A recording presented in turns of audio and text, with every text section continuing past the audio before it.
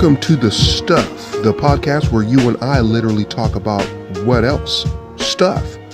This is your Comedic Escapees podcast show, and I'm your host, Ian Walker.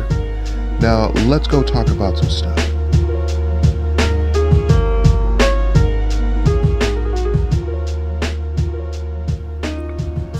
Welcome to another week and another episode of The Stuff podcast show. This is your host, Ian Walker. Here again. I want to start off first with an apology, saying I apologize for not being here last week. I was busy with a new art project that I was doing, with the hopes of hopefully being able to have an art show at the end of the year in 2018. And so, you know, when I do artwork, I tend to get a little carried away, if you will.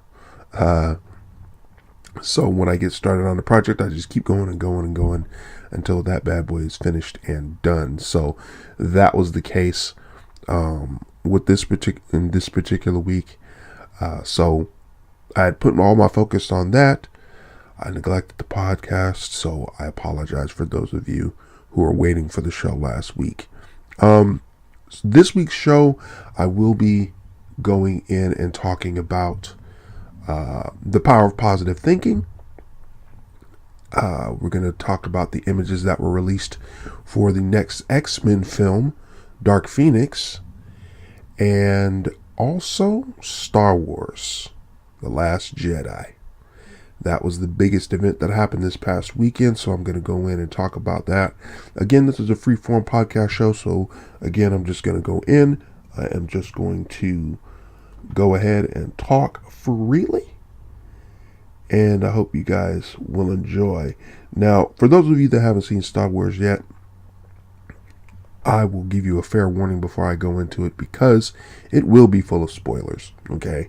So, before I go into that segment, I will talk about it.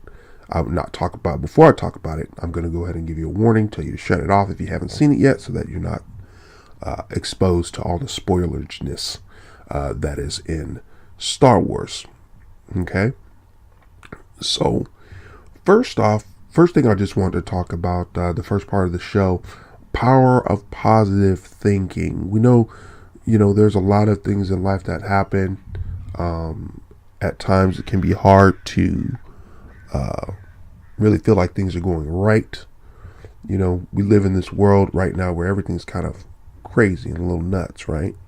So at times it can be pretty hard to think positively, and you got people around you like, hey, you gotta think positive. You can't let the negative vibes get to you.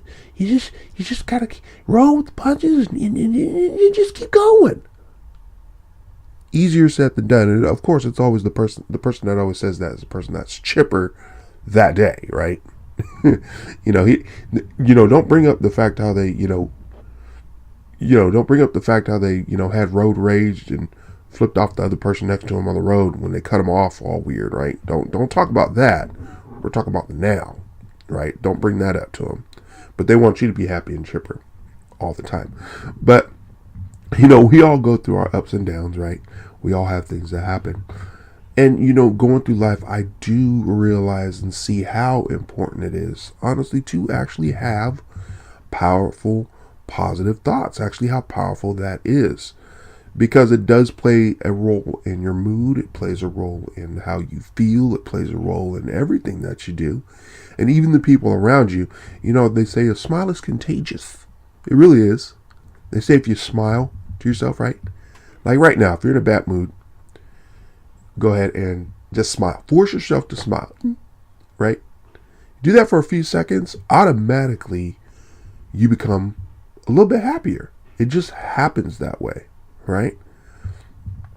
So, and what that brought me to the conclusion is that honestly, our moods and the way we feel and all of these things are actually decisions, right?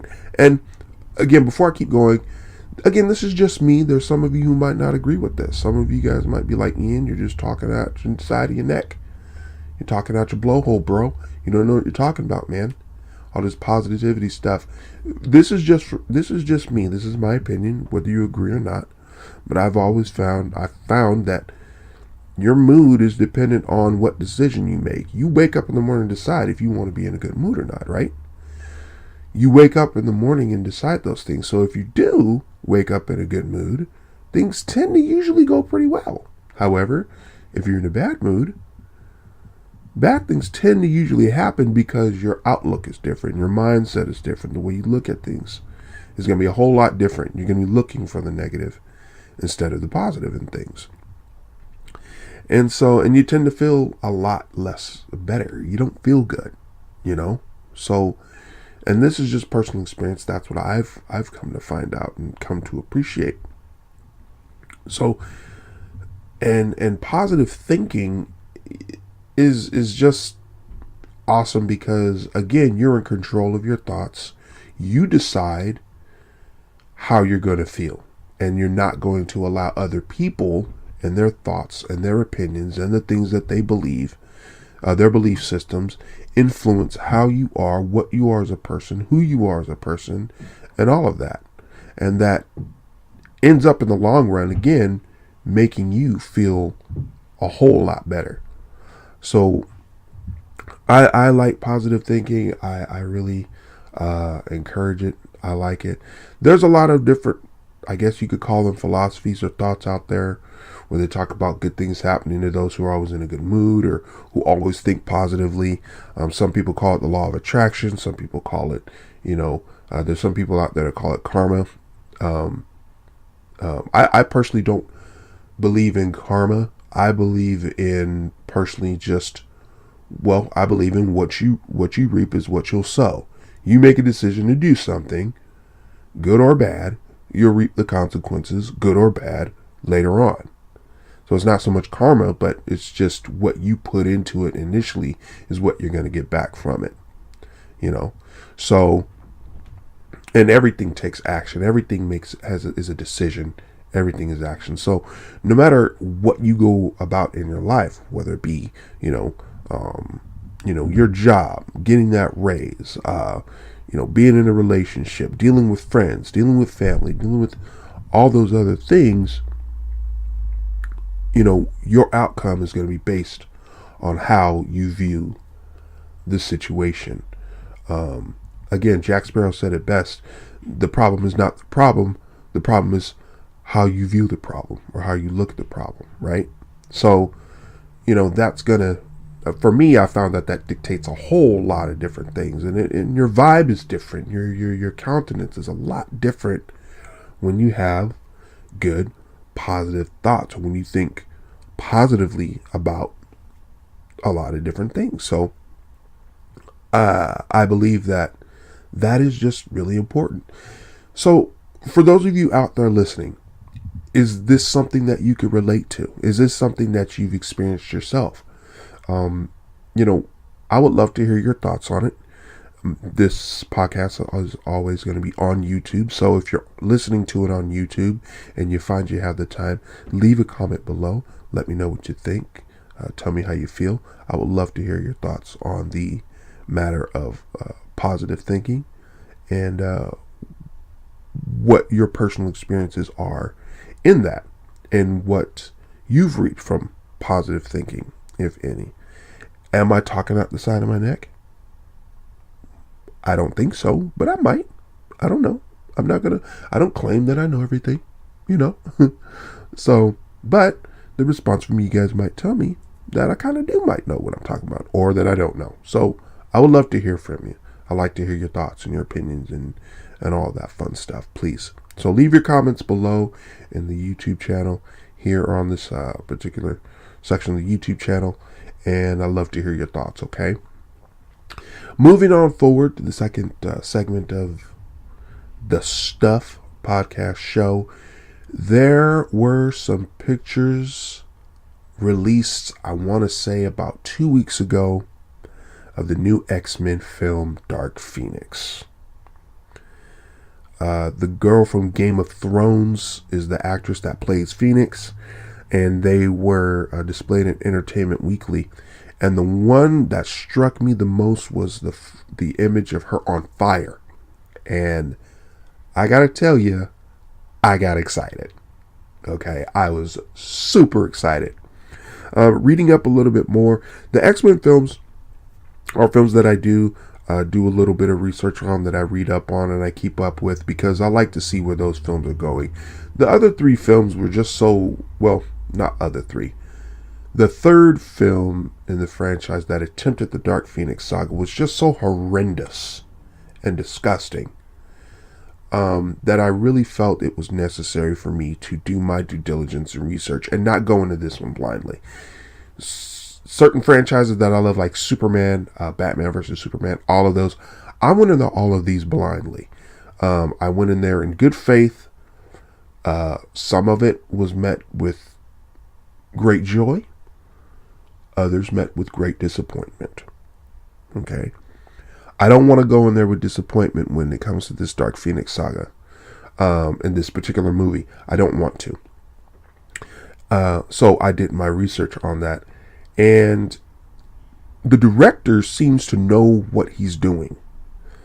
One of the things that was mentioned in there, if anybody has read the Dark Phoenix Saga in the comic books, of Marvel Comics and the X-Men, you know that the Phoenix entity is an entity from outer space that inhabited Jean Grey, took her over, used her telepathic and telekinetic powers against her and everyone in the X-Men and all of that, and turned her into this ultra powerful, augmented her powers and turning her into this ultra powerful telepathic being that could literally destroy everybody. Okay. So when I read in the article in Entertainment Weekly, I believe is where I read it, where he said that the first scene of the movie starts in outer space, guess who was excited? This guy. Because unlike in The Last Stand, which was that X-Men film that was so bad, the Phoenix, so-called Phoenix entity, was kind of already in Jean Grey. Now we know that she has untapped power. We know that for a fact already. But the Phoenix entity is not already in Jean Grey. The Phoenix entity simply just brought that untapped power out and used it. Okay, so and I might be wrong in some areas of this too. By the way, again, my boy David, the X-Men guru, House of Darkner on YouTube, he's the X-Men dude. So I'm pretty sure I'm going to hear some corrections from him if I'm wrong. So please do, bruh. Anyway, but the Phoenix entity augmented those powers and brought out the dormant and latent powers of Jean Grey and used them against everyone. So in the movie, they're going to be doing that, and I really hope that they do it in this way. It's going to start in outer space, and so that is good, because that means this director is reading the source material.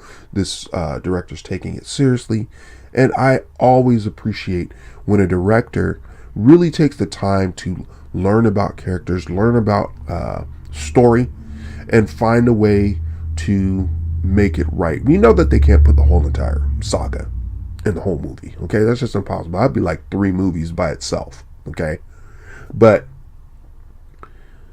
I love to see them try to do some things and do things correctly. Okay, now I personally would love to see certain characters. I would love to see the Brood. I would love to see Lilandra. I would love to see the Starjammers in this movie. And maybe a little bit of a run-in with wow, dogs barking. And they're going ham out there.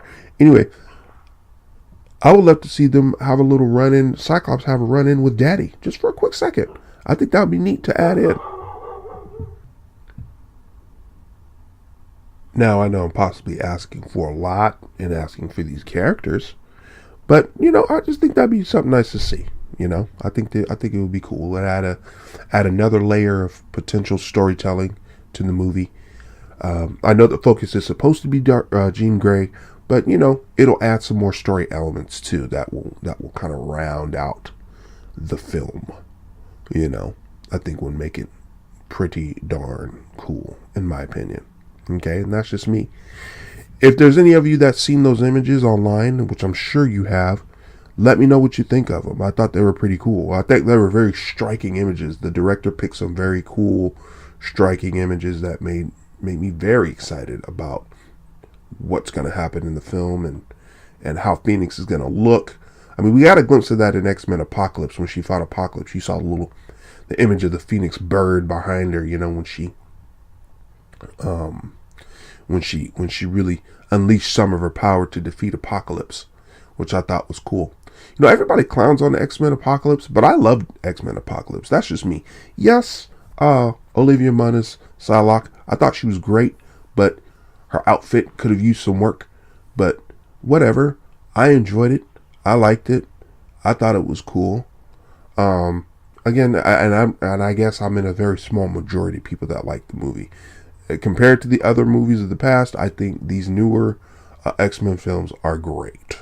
Okay, so anyway, so I'm looking forward to this next X-Men film in this franchise here. Okay, so let's see here. We are at 16-minute mark. Ooh, all right. So, guys, this is the part of the show where I'm going to warn you. I am now going to be moving into the final segment, talking about Star Wars: The Last Jedi. Now, this is not a spoiler-free discussion. Okay, so if you have not watched the film, stop now. Okay, stop now, because yeah, I'm gonna be saying some stuff. Okay, come back after you've seen the film, tell me whether you agree or disagree, and then we can have a discussion. You can join me in the discussion. But now I'm about to go ham. So stop now. Okay, I'll pause. I'll wait. 16:45 is the mark. Okay. Star Wars: The Last Jedi. Went and saw this awesome film Friday night with some friends. And I enjoyed the film very much. There are some pros to the film. There are some definite cons to the film. Okay? Definite cons. One of the cons that stands out mostly in my brain is Adam Driver's Lego man chest. There's a scene in the movie where he takes off his shirt and he looks like he has Lego chest. It's all like a square. It's like, dang, for real. They could have did without that. I want to see Adam Driver's Lego chest. Okay, so that's who Adam Driver is now to me. I dub him Lego chest. And if you guys have seen the movie, so you know what I'm talking about. Lego chest. Anyways, there were a lot. The movie was great. I'm gonna talk about the good stuff first. The good stuff. The movie was great. Special effects, of course, always amazing. I guess there were supposedly scenes in the movie where, as we all know, Carrie Fisher died. I don't know if it was before or after filming. I'm not quite sure. But I was told that there was some parts in the movie where digitally she was done, kind of like how Grand Moff Tarkin was done in The Force Awakens, or in Rogue One. If that was the case, they did an amazing job, because I could not tell where Leia was real or where Leia was fake. It looked like Carrie Fisher the whole thing. So I don't know if she was digitally redone or not, but it looked great. If it was her the whole time, great. I'm glad she was able to do the whole film before she passed. That's awesome. Excuse me. So, special effects were great.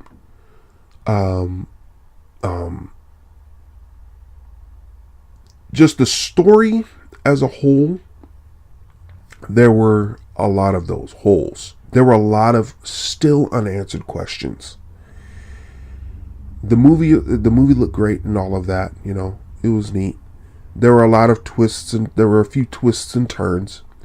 But my biggest gripe, honestly, is that they did still go back to the original formula. They kind of still stuck with the old. They did that more so with the first one, with The Force Awakens, because that was just a rehashed version of A New Hope. And they kind of did the same thing with this one. However, my thing is this. I believe the reason why Disney and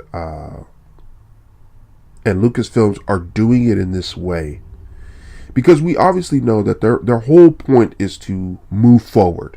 Okay, we're getting a brand new cast of characters for the Star Wars universe. They're passing the torch from the old characters to the new, which is awesome. I think it's going to be great. This new cast that they have is incredible. But I think they have been doing it in this way so that the transition can still be familiar, but also brand new.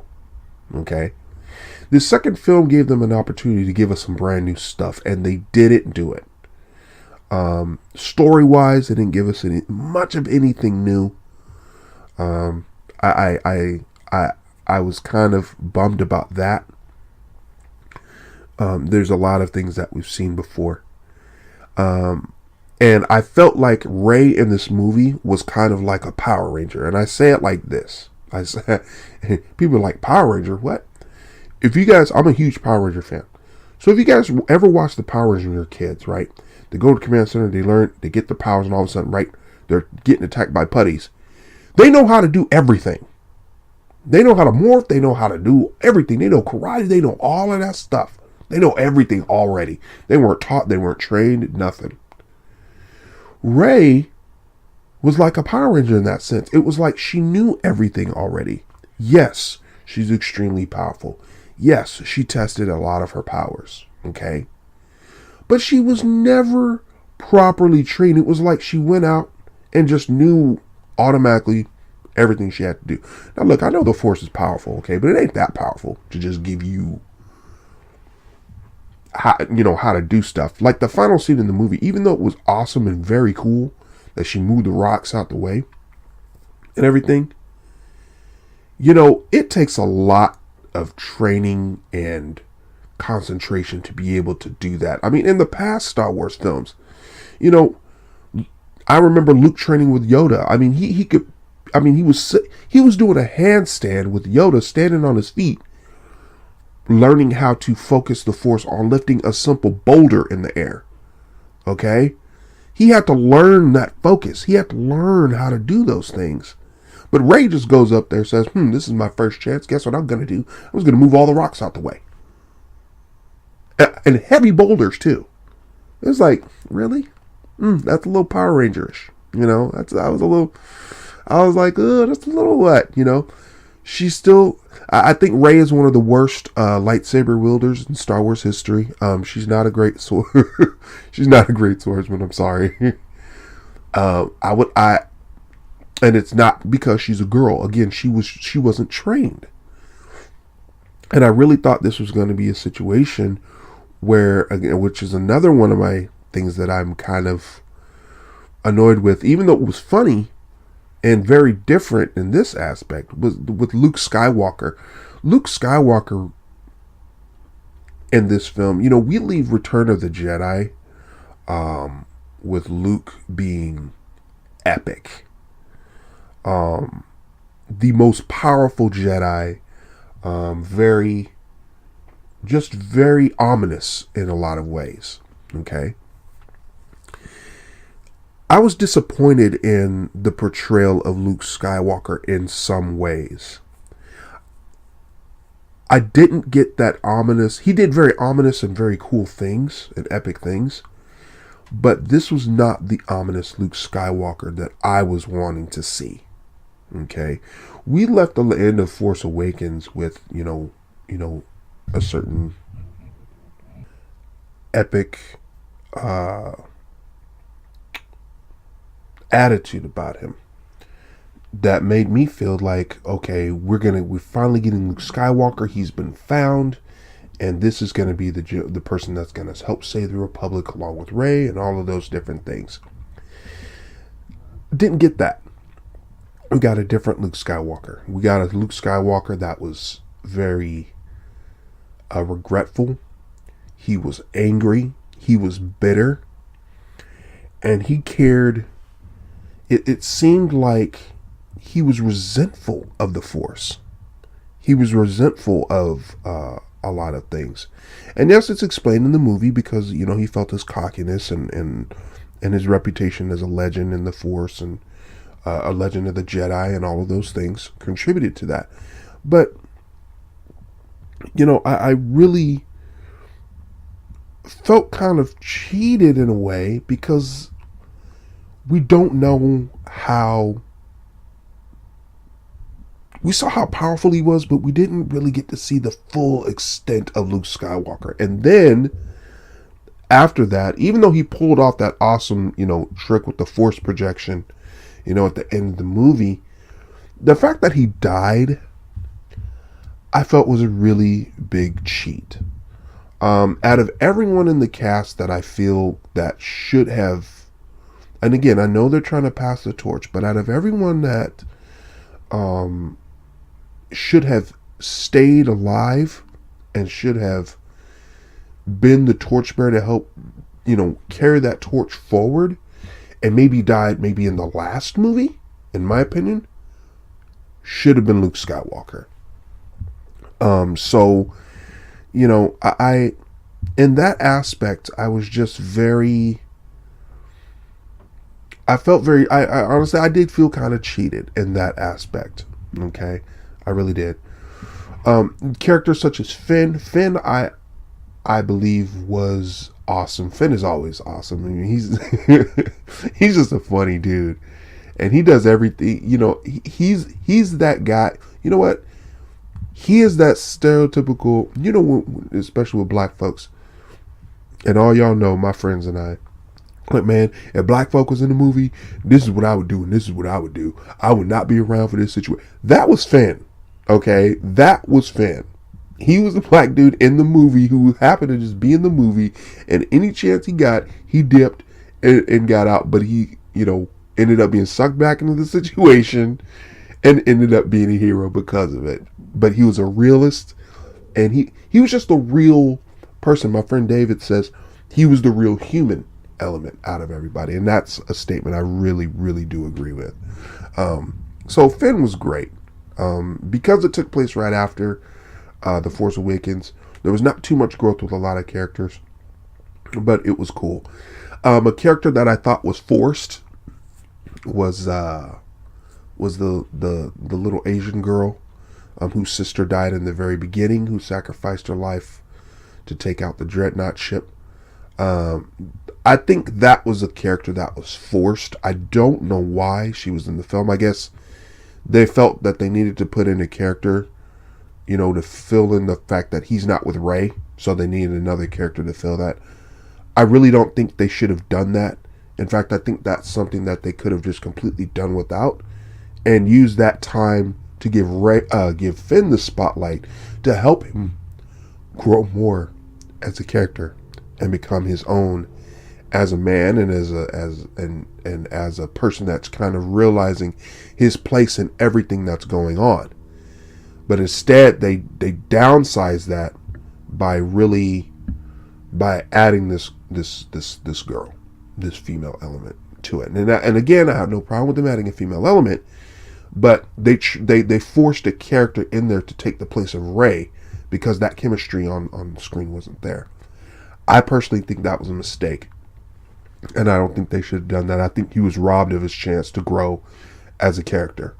Okay. And then adding the part where she loved him and all of that stuff again, very forced and very unnecessary in my opinion. So, those are some things. Another character that again, that I felt was unnecessary and I think a little lazy, even though I love him, Benicio del Toro. That was a nice surprise to see him in the movie. However, I think it was a lazy move story-wise for them to bring in a character like that to get them in this situation. Again, this is where I feel like story could have been better, where they could have taken a situation with the cast members themselves and had them make a mistake where it put the whole resistance in peril. Teaching them that, hey, you're going to make mistakes, but this is what it takes to be a part of the resistance and be, leader, or making decisions, or all those different things. There was a lot of missed opportunities for real character growth in this movie.